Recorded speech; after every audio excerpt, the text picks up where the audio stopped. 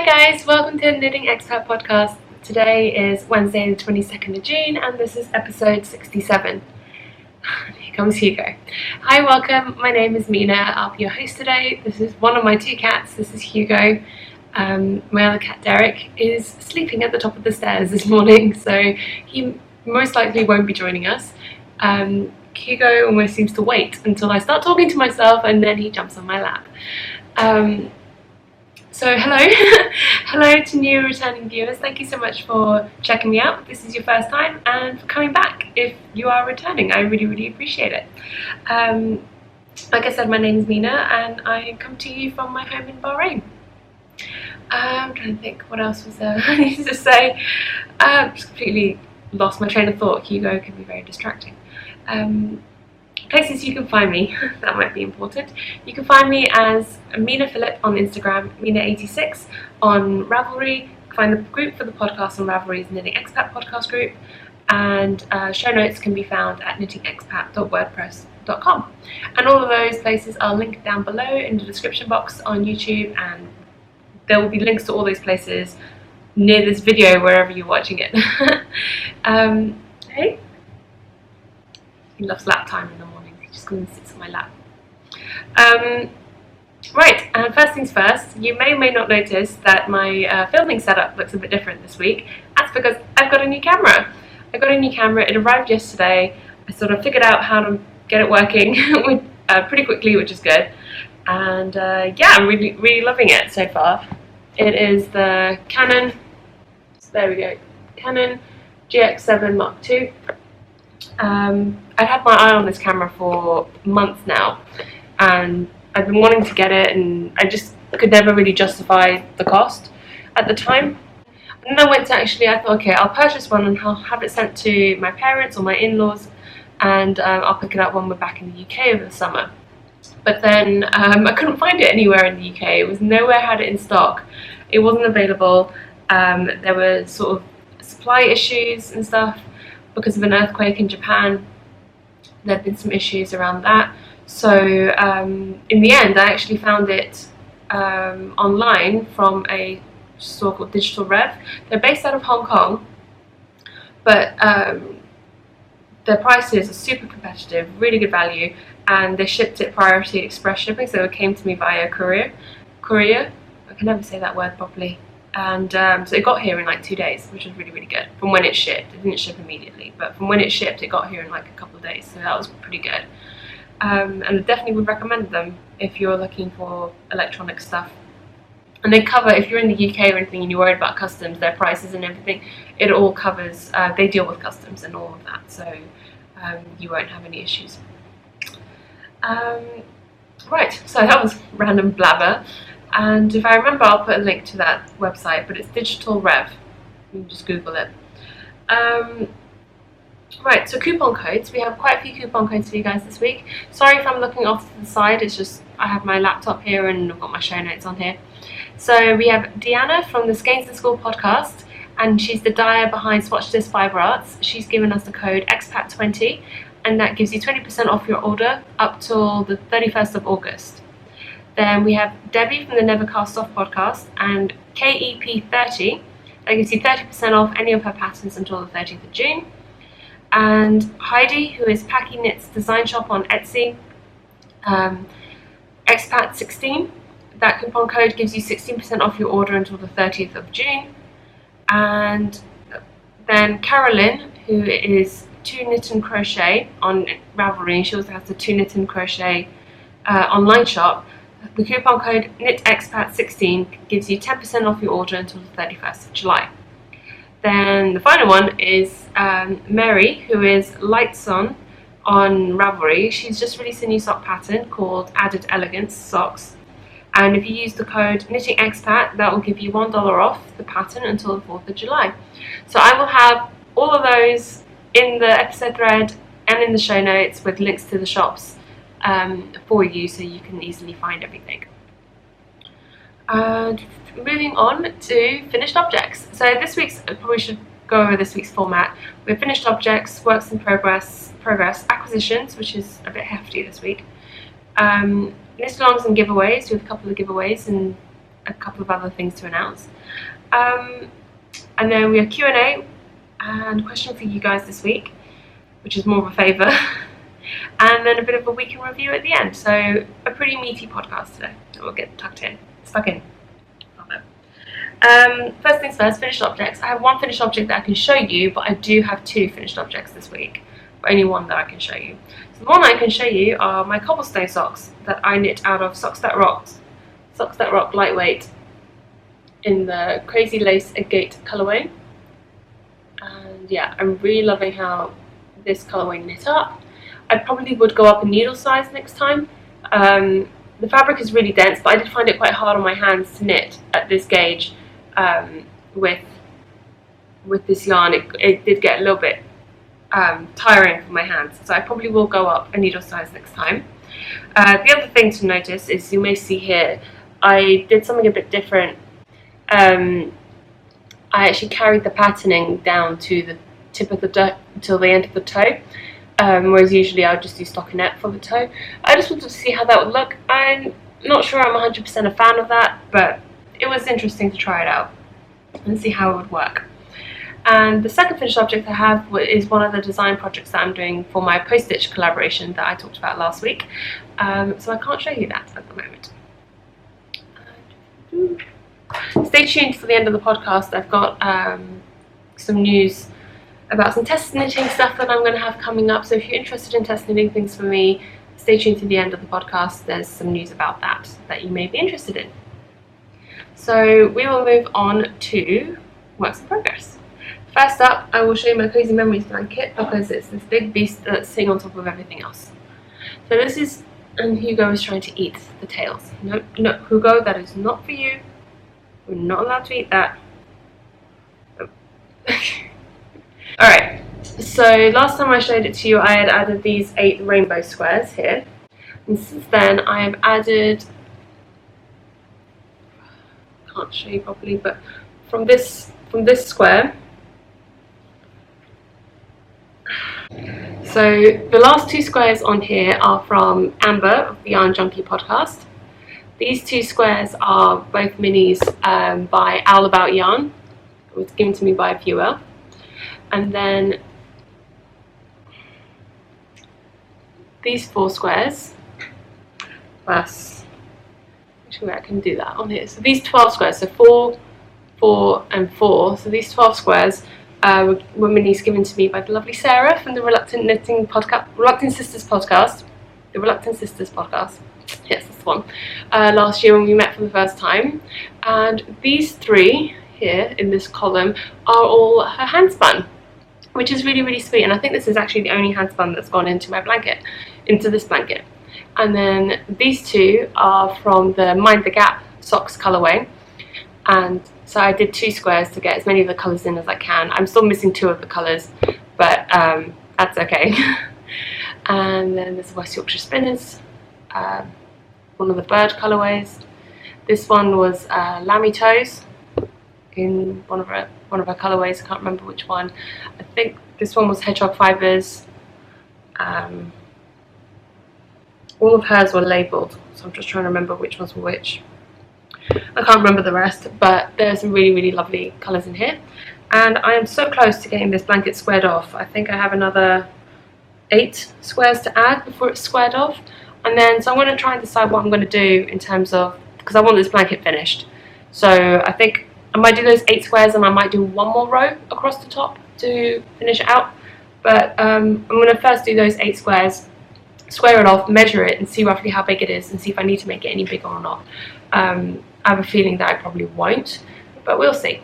So I'm hoping to have this finished soonish. That's the plan. Okay, I'm just going to throw this on the floor back there because I don't have space on my bed, on my table. And that's actually my blocking mats are down there, so it's okay. As long as Hugo doesn't try and destroy it while I'm recording, it's fine. Right, so the next work in progress is my pinwheel scrap blanket, but I haven't actually done anything new with that this week. I'm sort of saving that now for when I go off travelling, and I've been working on this one to get this one finished. So the next work in progress is my soubrette cardigan, which is the lace weight cardigan that I'm knitting out of Drops lace, which is a mix of alpaca and silk. There we go. Drops lace. It's colour 501 if you're interested. And yes, this is what the cardigan looks like. It is by Mary Annarella on Ravelry. It's a soubrette. Yeah. And I'm on the back portion. So I have, last week when I showed it to you, I was at this stage, and so now I'm filling in this back section on the pattern. Look at the tiny nugget of yarn I have left. This is still the first ball of lace weight yarn. Each ball has 800 meters in it, and I'm just under a quarter of a ball left. So getting there. It's interesting to see how far like a skein of lace weight yarn gets you, and this is quite a light lace weight as well. It's 800 meters to 100 grams. So this is where I'm currently at. This is actually upside down. I just don't want to lose any stitches. So this is the back. This is the sort of the collar area and the sleeves, and you can see that I'm filling in that back section there. And so last week when I showed it to you, I had just picked up the stitches along this section, and so this is how much I have knit. Knit all of that. Pretty good going. It is so slow knitting this. Like, for me, this is a real test of patience.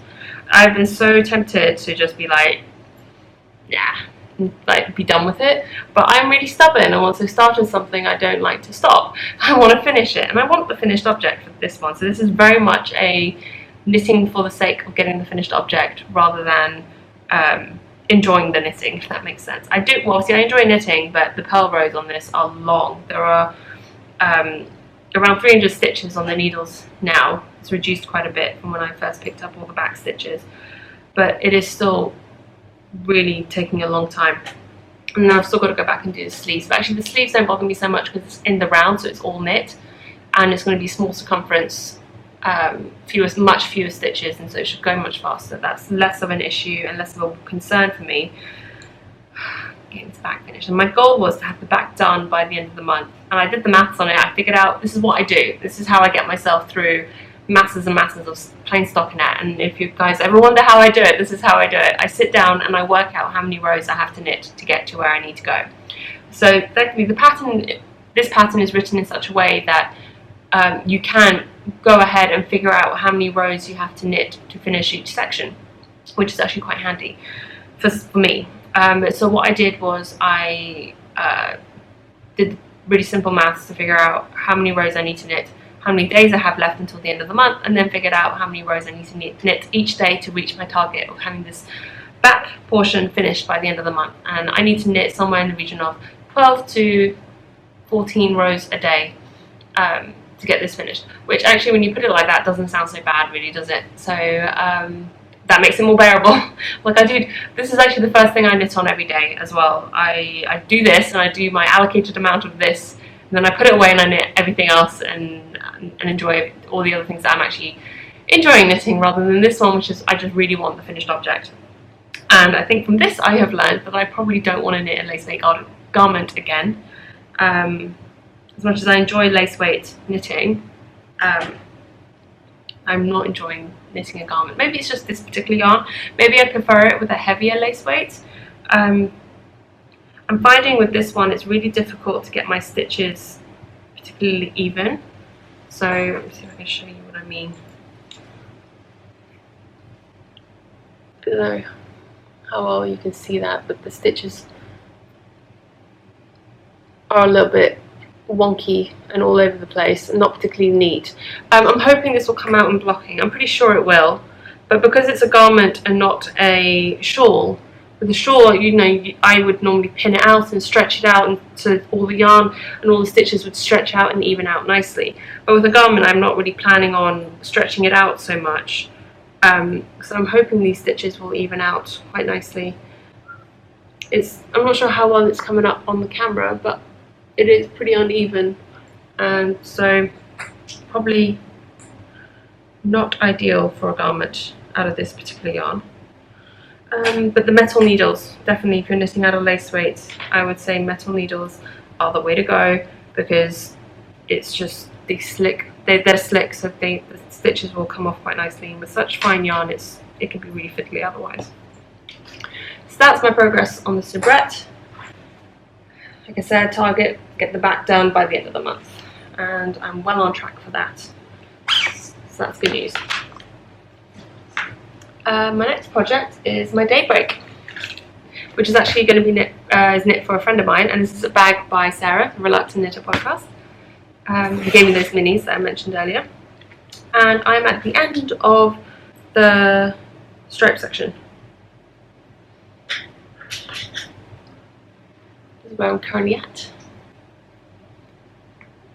And so I've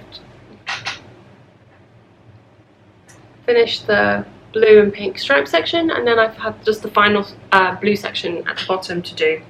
Sorry, the final section to do in blue at the bottom, and then this is done. I could have had this finished for today, but because I really needed to focus on the cardigan, I kind of put this aside a couple of days ago, and I haven't worked on it in a few days. But I'm hoping to get this finished in a couple of days and get this blocked for next week. And then I'll have two of the 6 shawls that I'm knitting for my friends finished this month. I have the next 2 lined up. I've actually decided I'm going to knit one of my friends, another one of my sugar plum shawls, and another one I'm going to knit the Pure Joy. So, and I think I'll do the Pure Joy, but I'm going to do 1 wedge less in the main section for 2 reasons. One, I don't have enough of the main colour to do the full set of full number of wedges. I think there's 5 wedges, and then the 6th wedge is in the contrast colour. So I think I'll just do 4 wedges and the 5th wedge in the contrast colour. The shawl, from the measurements and everything, is pretty massive anyway, so doing 1 wedge less shouldn't make that much of a difference in terms of the size of the finished object. So, I mean, it will be a bit smaller, but it will still be plenty wearable as a shawl. So I think that's my plan for the next 2, which I'll be doing over the summer. And my next work in progress is actually another post-stitch design project, and I'll show you the back because it's a pair of socks. Yeah, and this is out of the Pepino base, which is fingering. It's 100% superwash merino, I believe. Yeah, 100% merino yarn, fingering weight 206 meters in 65 grams approximately. I mean, my skeins were a little bit light, but there we go. And I'll show you the tags. So that's the tag.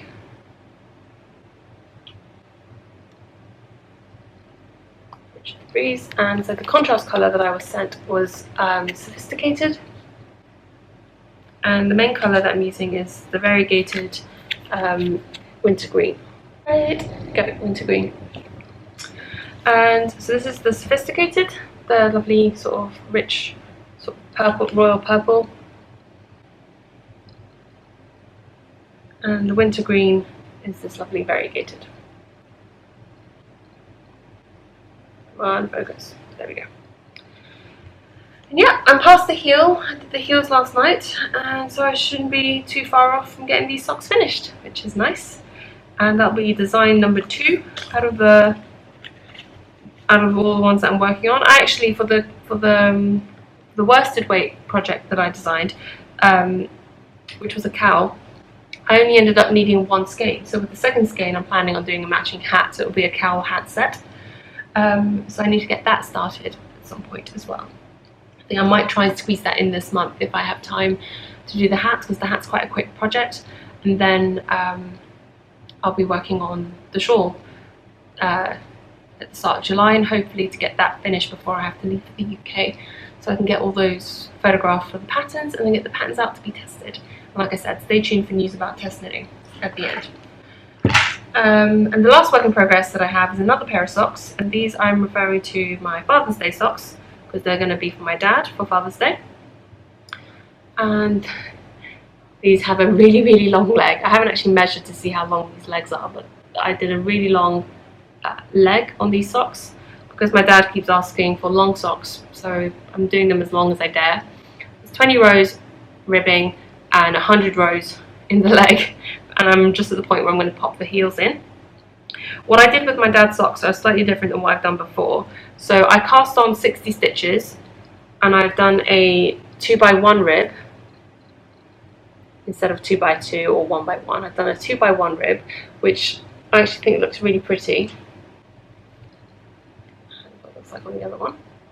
And then I carried on with 60 stitches until about, I think it was about 10 rows, 10 or 15 rows before I was going to start the heel, and then I increased to 64 stitches. So, and the reason for that was because my dad has quite skinny legs. So the socks that I've knit him, I've noticed sometimes have been a bit baggy, or they haven't stayed up because they're a bit big, and because he has pretty skinny calves and ankle and sort of the actual leg, but then from his ankle, his foot is actually quite big. And so what I've done is I've increased to 64 stitches just before starting the heels, so I can do the heel stitches over a larger number, and then the actual foot of the sock will be over 64 stitches rather than 60, so it should all work out better for him. And the other thing I've realised as well is, whilst me and my dad may have the same, our foot cutouts are basically the same, his foot circumference is bigger than mine.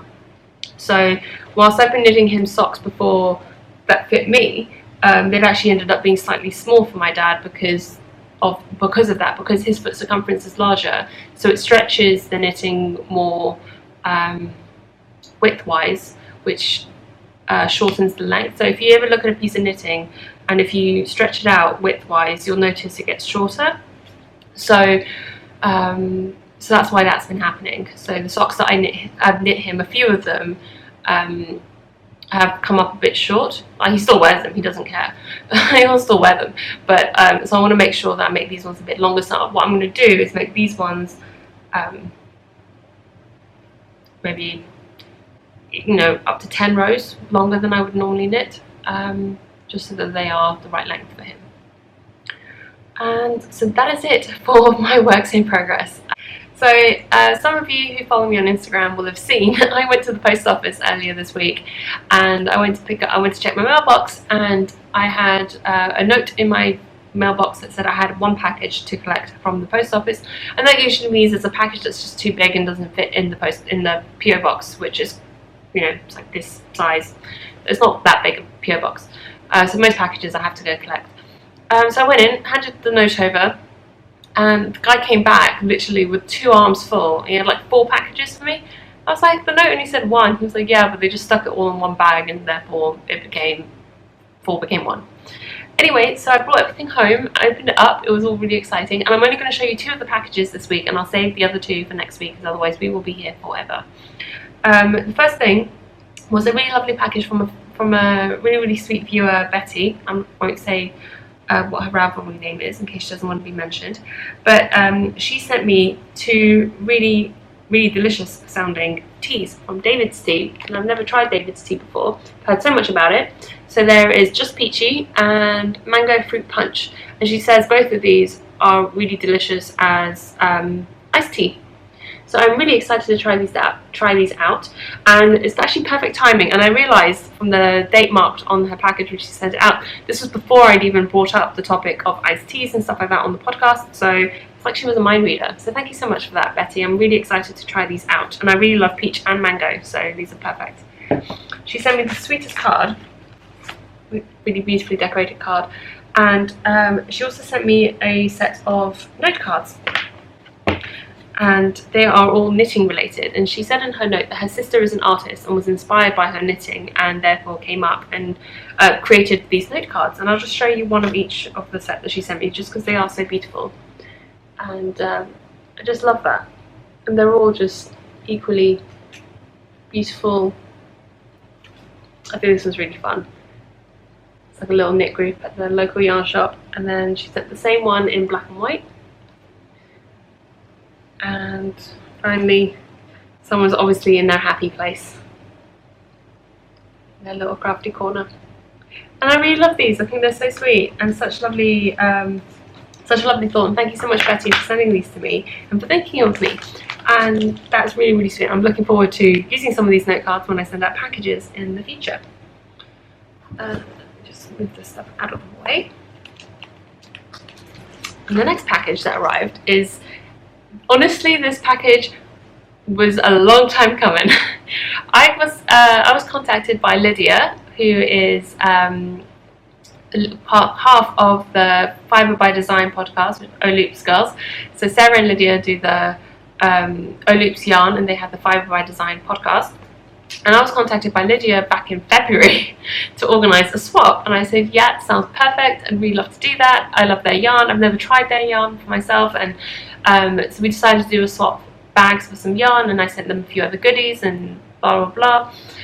So I sent my package out, I think it was towards the end of February, beginning of March. It was before I went to London last time, and anyway, due to whatever reasons, there were some illnesses in their family. Lydia was ill, and Sarah was ill, and all sorts of things going on.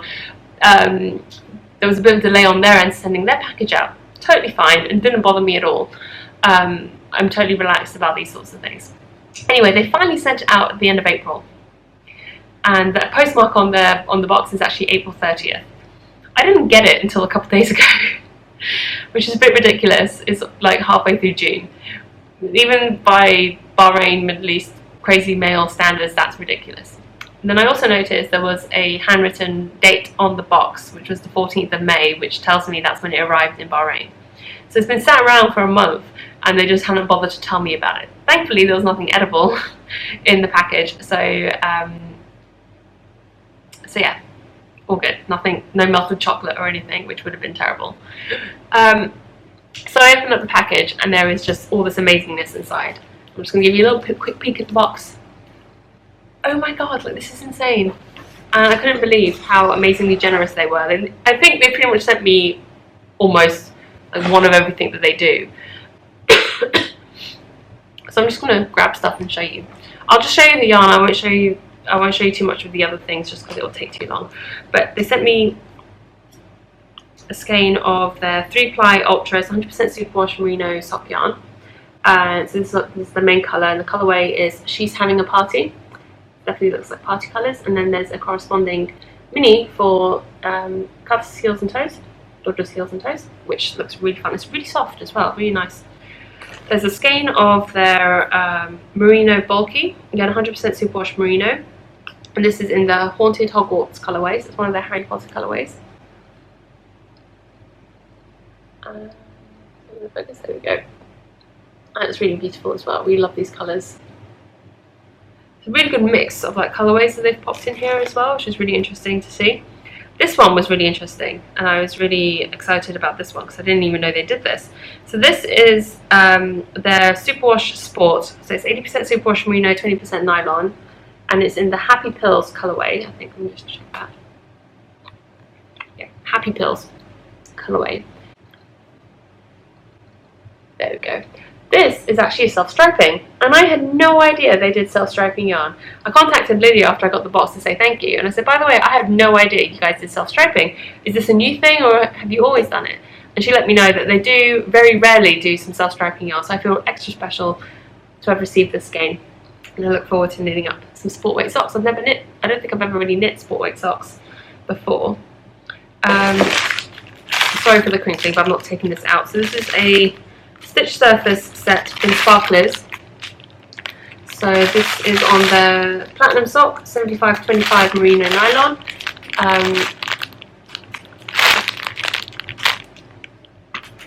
There you go. And there's basically 250-gram skeins to do the stitch surfer pattern, I believe. I may or may not do that. I may just do like inversible socks, kind of like what I did with the Hollyberry socks for around Christmas time last year. I do one sock with this as the main colour and this for cuff, heel and toe, and then one sock with this as the main colour and this as cuff, heel and toe. So we'll see how that goes. I haven't fully decided what I'm going to do with that yet, but that's really, really fun. And this is 3 skeins of their super bulky superwash merino, single super bulky in the Miranda colourway. Sorry for the glare, but you can see that. It's really beautiful. So I'll take one out to show you.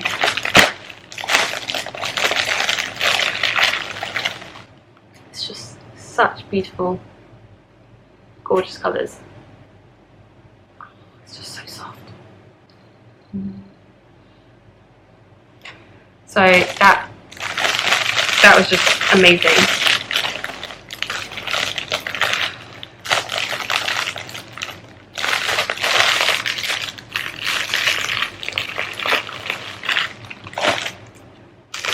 And then to top it all off, they sent me a set of their mini skein set, one of their mini skein sets.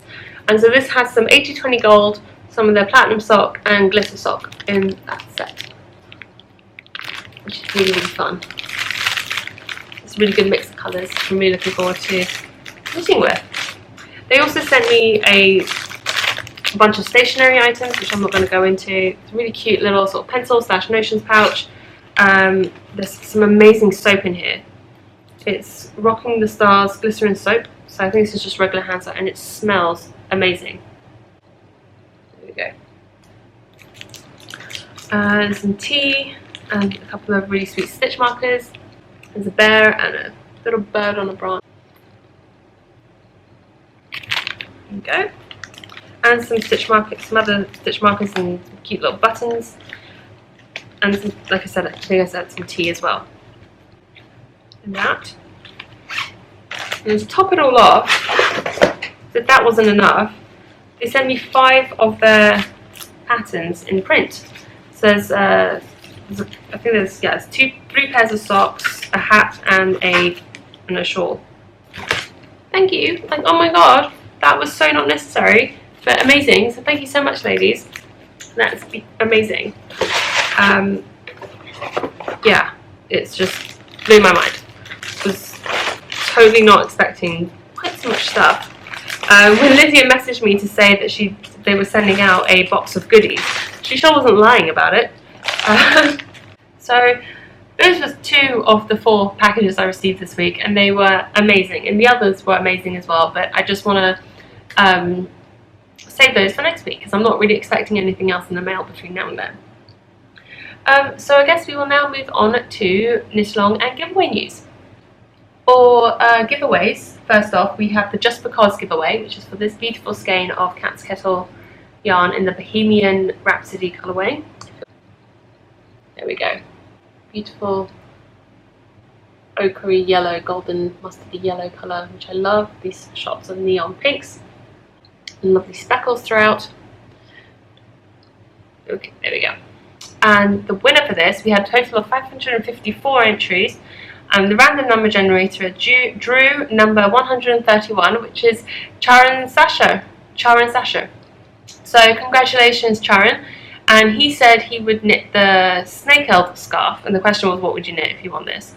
And that's actually a really interesting looking pattern. A lot of people said socks, hats and stuff. So this was a very unique answer as well. So that was really interesting to hear. So thank you so much for entering, and congratulations to Charan for winning. So if you see this, please send me a message on Ravelry and I will get this out in the mail to you as soon as possible. And I'll send the card, that business card as well with that. Then the second giveaway I have was for my bag of scraps, and honestly I was blown away. I was not expecting this to be quite as popular as it was. So yeah, so this is just a bag of scraps I showed you guys last week. There's a little over 100 grams of scraps in there. I'm not planning on doing anything with these little leftover bits, but so I wanted to send them out to someone who would. And it was so popular, I've already started collecting for another bag of scraps to do another giveaway at some point. So that's what I'm going to do, I think, every now and again, as I build up my scraps. When I get to about 100 grams, I will stick them in a baggy little Ziploc bag like this, and I will do a little giveaway just because you guys are amazing. And I want to give back to you guys, and so many of you seem to really enjoy using these, so that's what I'll do. And the winner for this little bag of scraps was, I just drew from the episode thread from last week, and I just kept drawing until I drew someone who'd said they wanted to be put in for the entry. So the winner was number 61, and that is Hand Drawn Yarn from Scotland, so congratulations. There was no name on Ravelry, so let me know if you see this and I'll send this out to you. I will probably earburn you in the thread anyway because I said I would do that, so that's what I'm going to do. But if you do see this before I get a chance to do that, do get in touch. So congratulations. And that's it for actual giveaways today. knit along news, we have the sweater knit along that's going on until the end of the year. I'm drawing for a winner every 3 months. So coming up at the end of June, I'll be drawing a winner from the FO thread for a giveaway prize, and the prize for this one is going to be one of my Mina Makes project bags and 2 skeins of Cascade Heritage sock in this lovely sort of forest green colourway. So I think these go together quite nicely. So this is one of my medium wedge bags with the yarn. So this is what the June prize will be, end of June prize, second quarter prize will be. So make sure you enter your finished objects in for that. Then we have the Budding Bluebells cowl, which is running until the end of this month, end of June. And so make sure you enter your finished objects into the finished objects thread on the Hugh Loco podcast group. Nicole from Hugh Loco and I are co-hosting this knit along, and so I'm hosting the chatter thread in my group, and Nicole is hosting the finished objects thread. We will be drawing prizes from the finished objects thread. I'm donating 2 prizes and Nicole's donating 2 prizes, and she's just shown the prizes that she's going to be giving away on her most latest podcast, which went up yesterday. And I'm also giving away some pattern prizes for the chat thread, and we have one new pattern that's been donated recently, which is a copy of the Random Active Colour Shawl by Debbie and Amy of the Periscoping Sisters podcast. I test knit that shawl for them, and they are offering a copy of the shawl as a giveaway prize, so that's what I'm going to use that for. So that is news on Budding Bluebells. And I've loved seeing everyone's photos on Instagram, the photos in the chatter threads and the finished objects threads. So make sure if you have finished your shawl and you haven't gone over to Nicole's group and posted your finished object photo there, please make sure you go and do that. Otherwise, you won't be eligible for the finished objects prizes. Then we have the Beyond Vanilla Socks knit along going on at the moment for the part 1 patterns. I was just trying to see if I could find my socks to show you. So my cobblestone socks that I showed you earlier today were from that collection of patterns, and that is running until the 27th of June. So next week, in next week's podcast, I'll be announcing those winners, and I have a bunch of prizes for that, which I showed you several episodes in the little standalone video that I did about the Beyond Vanilla Socks patterns. I've shown you all the prizes in that, and then additional prizes. We have an additional we have a copy of Don't Touch Those Leaves sock pattern by Debbie, who's also again from the Periscoping Sisters podcast, and that's another one of her patterns that's just come out, and she's giving us a copy to give away. Along with all the other prizes that we have to give away for that knit along. So that's what we've currently got going. Sorry, this is all a lot of information to take in. So all this information is in the show notes, and there are links to all the different threads in the episode thread as well for you guys. In terms of new knit alongs, I realised the Beyond Vanilla Socks and the Budding Bluebells knit alongs both end towards the end of this month. So starting in July, we're going to have a couple of new knit alongs. I'm going to be co-hosting a blanket knit along with Shannon of the Sock Etc. podcast.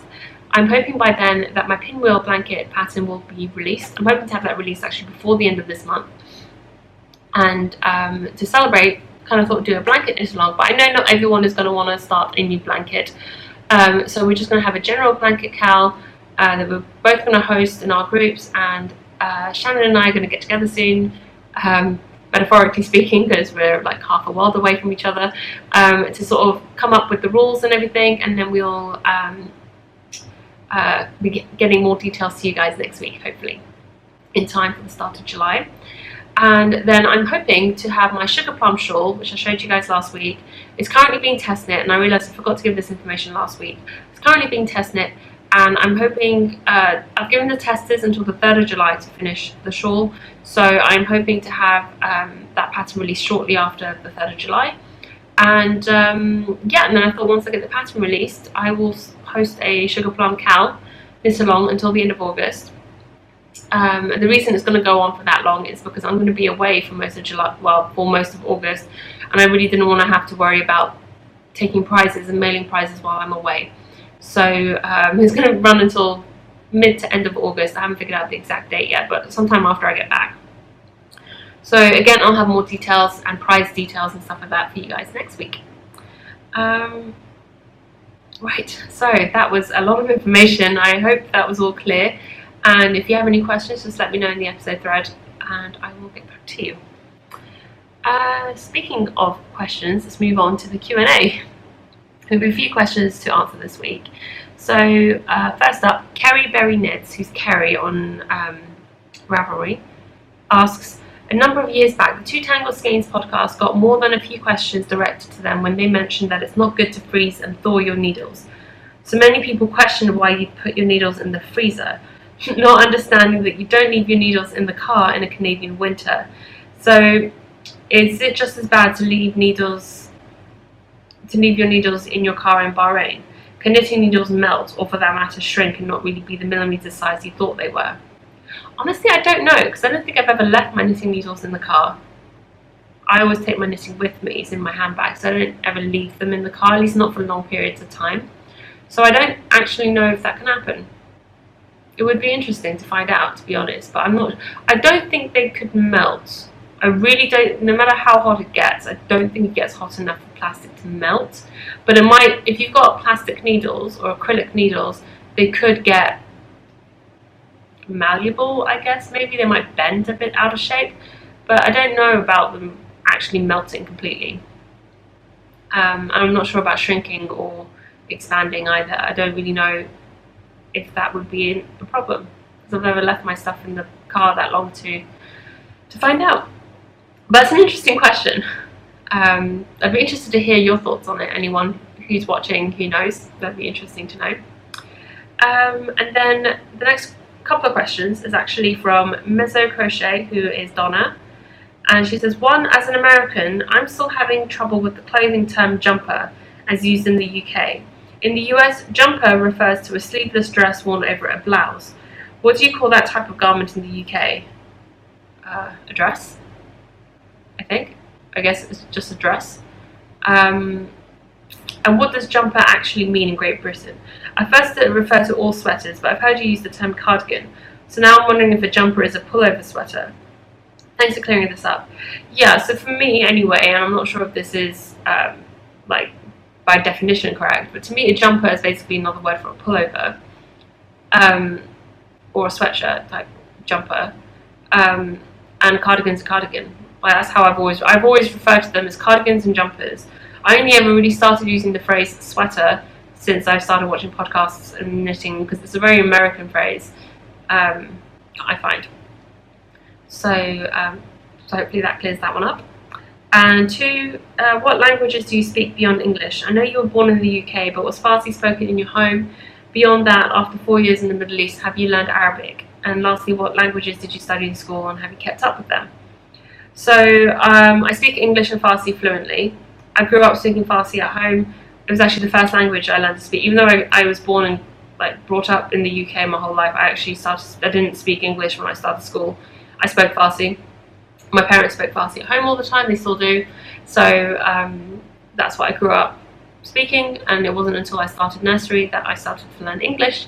My mum's philosophy was, well, she's going to learn English when she goes to school eventually. She may as well learn Farsi at home, and it worked out pretty well. I don't really know that much Arabic. Perry and I did take a beginner's Arabic class in Dubai a couple of years back. And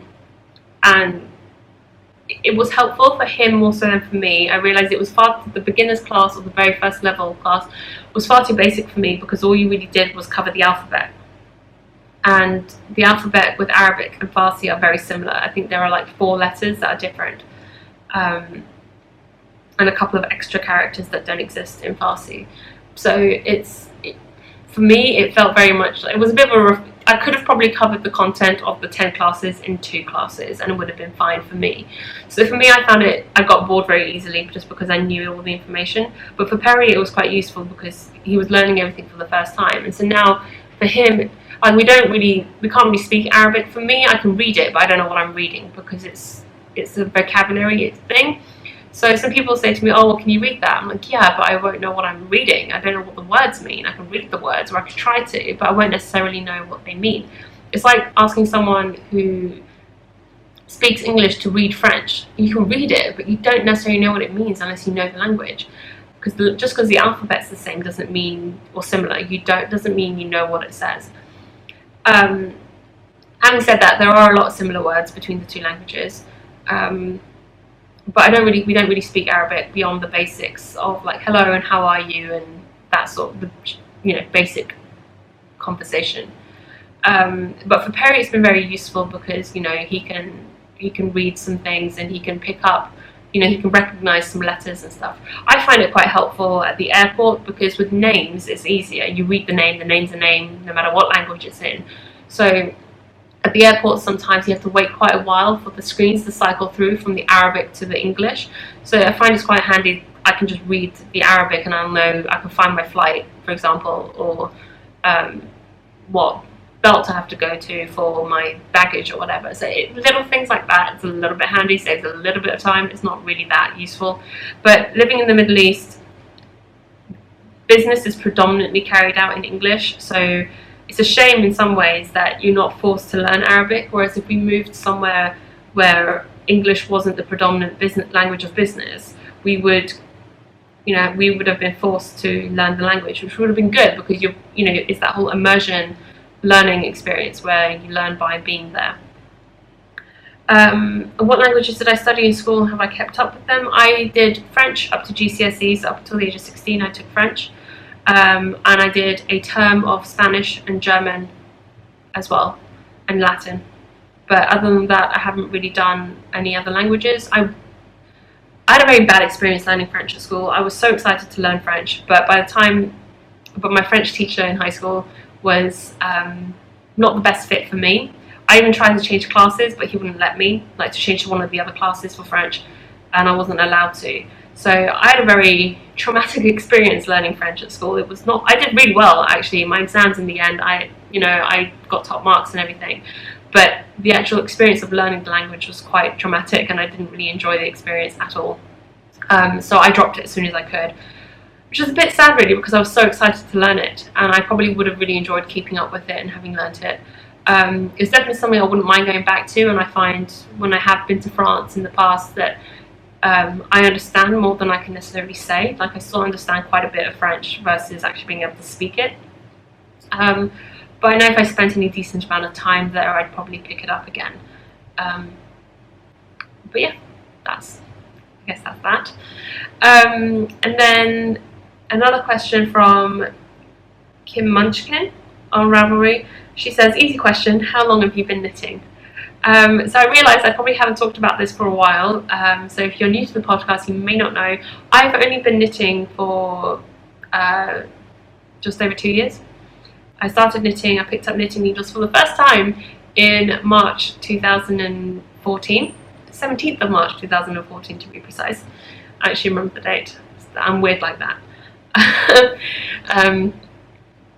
So that's how long I've been knitting for, and it's been a crazy adventure since I started, and I've been enjoying every single step of it.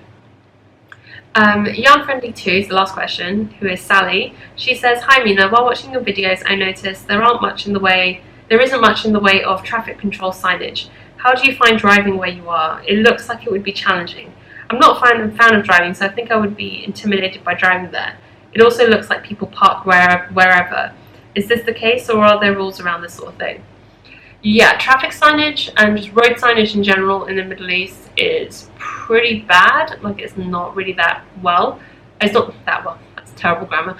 It's not really that great at all. There is a lot left to be desired with the road signage around here. But Google Maps actually works pretty well. It's pretty good for the most part. So Google Maps and our phones generally help us get around when we're going somewhere new.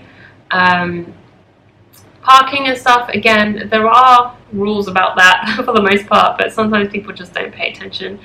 There's a roundabout near the post office where I go to, and people literally park on the roundabout, and that's pretty bad, but it happens.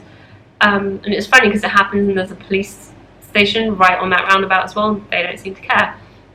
So I don't really know what the rules are about that, to be honest. I always just park where I know I can park and not just anywhere. But driving here is not actually that bad. Bahrain's better than Dubai. Dubai's definitely more intimidating. The drivers can be much more intimidating over there, I find. And I find very much over here in general, when you're driving, you have to be quite defensive with your driving style. So that in itself can be quite difficult to get used to if you're not naturally a defensive driver. But we adapted to it quite well. I had a bit of issues adapting to that style of driving when we first moved over, but I'm fine with it now and it doesn't seem to bother me at all. So, moving on, my question for you guys this week is really more of a favour. I'm asking you to help me out a little bit, if you don't mind. A couple of my friends, Ruth and Josie I've mentioned several times before on the podcast. She dyes yarn and I've knit with her yarn several times. They've been thinking of opening a yarn store in Dubai, and they're also thinking of opening an online web shop as well, specialising mostly in warm weather yarns, but they'll have other things as well. Well, come on then, if you want to come sit on my lap, you can. It's alright. But they plan to carry other stuff as well, other than just summer yarns. But they would find it really helpful to understand more about what people actually care about, in terms of, you know, what sort of yarns are supplied in yarn shops and online shops, and what they want from a web shop versus a brick and mortar shop, and, you know, the sort of current buying habits and things like that. So they've put together a survey to get an idea of what people look for from their local yarn shop, and I would absolutely love it if you guys could take a couple minutes and fill this in. I'll put a link up on the episode thread and show notes for you guys. And in the survey, there's an option to, in terms of actual contact information, all of that is optional. You don't have to fill it in if you don't want to. But there's an option, I believe it's question 3, which gives you the option to give your Ravelry name. So if you fill in the questionnaire and you give your Ravelry name, then we will be doing I'll be offering up a giveaway prize to draw from all the people who actually submit the survey. So this is kind of like my way to say thank you for doing me a favour, and I will be giving away a prize for that. And I realised I didn't actually get the prize together to give to you. I know what it's going to be, I just don't have it handy, so I can't show it to you this week. I will show it to you next week. I will have this running for 2 weeks. So 2 weeks from today, so I can't remember, so it'll be early July it'll run for the giveaway. And that way I can get the prize drawn before I have to go back to the UK and sent out. So I'll show you the price for that next week. I'll put the links for the survey in the show notes. It'll probably be yarn and maybe a couple of other things. So if you want to be entered, so basically fill in the survey if you would like to be entered into the giveaway, but in order to actually be eligible for the giveaway, you have to include your Ravelry name, because otherwise I won't have another way to contact you.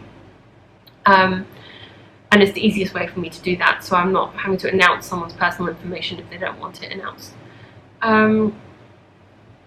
Yeah, so I hope that's clear. I'll have all that information, like I said, linked in the show notes and in the episode thread, so you guys can easily find the survey, and I will show you the prize for the giveaway next week. Finally, I don't actually have anything prepared for the Middle East life segment this week, so I'm going to skip over that. It's been quite a lot of talking so far today. But I'm going to do a quick little weekly review. I was Skyping with my family on Father's Day to say hi to my dad and just to catch up with them. And they've actually moved out of their home at the moment, and they are staying in a flat nearby because their house is being renovated and it's currently unlivable. But since they've moved, they've kind of got their collection of hand knit socks a little bit muddled up. So I was sat there on Skype for a while trying to, determine whose socks were whose, as they were just like, so my brother was wearing my dad's socks and my dad was trying to wear my mum's socks, and it was just really quite funny. They're arguing over whose socks are whose. So that was a bit funny for me. And on another note, I'm not entirely sure what my summer schedule is going to be like with regards to podcasting. I'm going to be travelling quite a bit. Like I said, I'm mostly going to be in the UK, but as Perry and I are planning a quick little city break in the midst of all that as well, just for the two of us to get away. We haven't really done that since Iceland, really. So, a break away where he's not having to worry about studying or work and anything like that. So it will be nice to do that just for a couple of days. So I'm not entirely sure what my podcasting schedule will be like. They may not be as long as they currently are, but we will see. The day may not stick to Wednesday. I may have to shuffle the days around depending on when I'm free to do them. So we will see how that goes. I will always let you guys know when the podcast will go up, and I will try and keep in touch on Instagram about it. Like I said, I've got lots of designing going on at the moment. It is actually quite insane how much I have on the books with regards to designs, and I'm trying to write up at least one or two designs, or work on one or two designs every day to just try and keep up with it all. And I will be setting up a test knitting thread in the group in the next day or two, or if not already. I have a few test knits coming up that will be secret test knits. A couple of the patterns are already ready to go out to test knitters, a couple are almost ready, and a couple haven't even been written up yet. So they're kind of going to be staggered. I will give some basic information in terms of, pattern type, like what is it, a hat, a cowl, scarf, shawl, whatever, needle size and yarn requirements. But otherwise, these are all going to be secret test knits. You won't be able to show photos, you won't be able to share pictures, or, if you're a podcast, you wouldn't be able to show them on the podcast and stuff like that. And I will be very clear with, start and end dates and all that sort of thing in the thread, as much as I can be. So if you are interested, you can contact me through that thread. You can leave a comment to say which one you want to knit or be a test knitter for. And once I have enough test knitters for everything, I will lock the thread.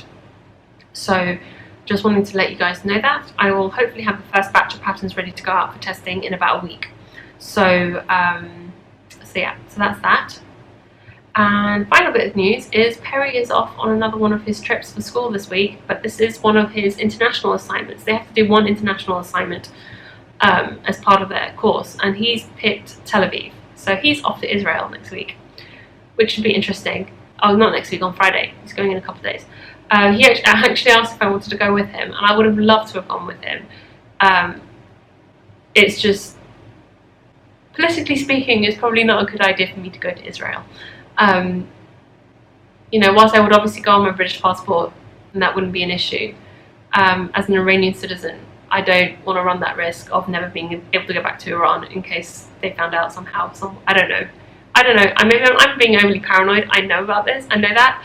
But at the same time, it's just one of those things that I don't want to risk doing just for the sake of it. I would love to go to Israel someday. I just don't think now is really the best time for that, for me. And timing-wise anyway, it's not the best timing for me to go now anyway, for other reasons as well. But even he was a little bit concerned about it when he was deciding to do Tel Aviv, considering where we live and where he works and all of the political issues between those things. I mean, neither of us have an issue with Israel or with anything like that. We're not political people in that way, but we're very conscious of where we live and the current political climate in that region. So it was quite funny because when he was coming to book his flight, he turned to me rather innocently and was like, "So do you think I'll be able to book a direct flight to Tel Aviv?" And I was just looking at him and I was like, "No, honey, I don't think you'll be able to book a direct flight to Tel Aviv from the Middle East, from like an Arabic country. I really don't think so. So he's got to go via Turkey, which is fine." I mean, if I can't post a package to Israel, you're not going to be able to catch a flight to Israel. Let's put it that way. Or at least not catch a direct flight. So yeah, there's that. And so I'm going to be alone next week. So from Friday afternoon till the following Sunday, I'm going to be on my own, which should be fine. It means I'll probably get a lot of knitting done because I do less knitting when Perry's around, just because I want to spend more time with him. And we'll see how it goes. What you may have not noticed, or you may have noticed, is the little pile of yarn that's like accumulated on my ironing board. I'm already planning for the summer. I've kind of listed out all the projects I want to knit over the summer. There's a lot of design projects, which I'm really, really excited about. Lots of things I've had ideas for, and I just really want to get started cracking on some of these. And yeah, and I've picked out a bunch of Canadian yarns for the Canada Cal that's going on as well, and that kicks off in July. And yes, I'm really, really excited about all of this. The Canada Cal is not being hosted by me. I've had so many questions about this. I want to make it very clear. I am not hosting the Canada Cal. It's a bunch of Canadian podcasters that are hosting it. And whilst I wish I could have hosted it, but I'm not Canadian, therefore I don't count, which is a bit sad, but I will take part. I may not actually take part officially by entering finished objects because I am terrible at doing that. Hey, why are you biting me? Huh? Why are you nipping me? It's not actually biting, it's just giving me little nips. Just wants attention. Right, and on that note, I should probably say goodbye and happy knitting to you guys. Thank you so much for joining me today. I really, really appreciate it. I'm sorry I don't have any additional footage and stuff to share with you, but I have a little kitty cat clip of Hugo from yesterday when I was playing around with the camera, so I will pop that in at the end here for you guys. So take care, happy knitting, and thank you so much for joining me today. Okay, bye!